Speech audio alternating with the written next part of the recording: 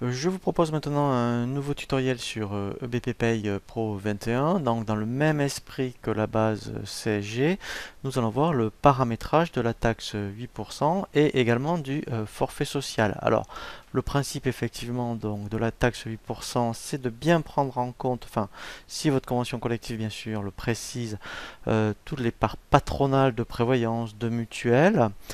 Donc dans une base qui s'appelle la taxe 8%, qui donc après peut être intégré aussi dans la CSG.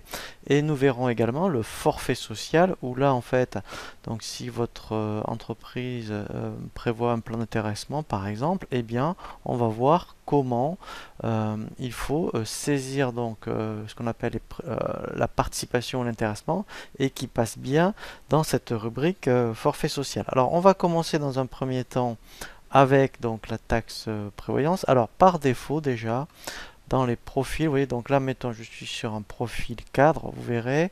Alors, sinon, il faudra la mettre, hein. Donc, pour mettre la rubrique, hein, je vous invite à consulter le tutoriel sur les profils. Vous voyez, pour déjà la taxe prévoyance, vous voyez, donc il y a 8%. Eh bien, c'est une rubrique qui s'appelle cote TX Prêt où en fait juste le principe, hein, donc c'est un cumul système qui s'appelle S-Taxpress et en fait lui qu'est-ce qu'il fait?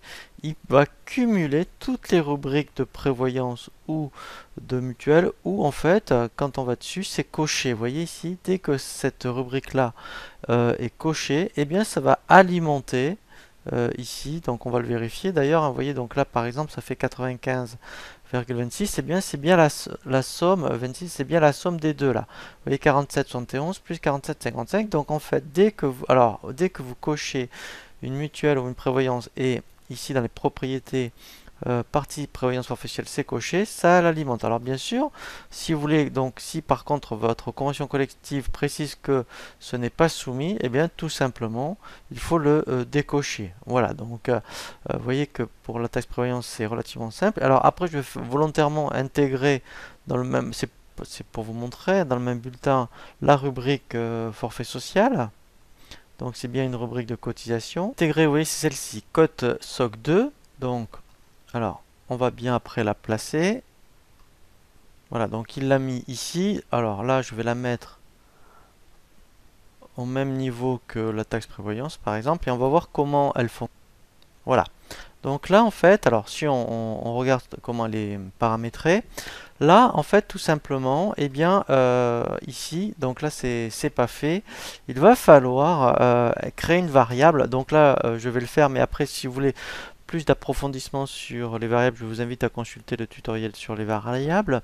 Euh, Là, en fait, il va falloir saisir ce qu'on appelle la prime d'intéressement, par exemple. Alors, là, ici, je fais simple, parce qu'on pourrait faire même quelque chose de plus sophistiqué, hein, créer vraiment une rubrique de brut intéressement ou des choses comme ça, et on dit qu'elle passe dans celle-ci. Mais si vous voulez faire quelque chose de simple, eh bien, donc, puisqu'on ne tape jamais ici de valeur en dur, donc là, mettons, je vais créer une variable.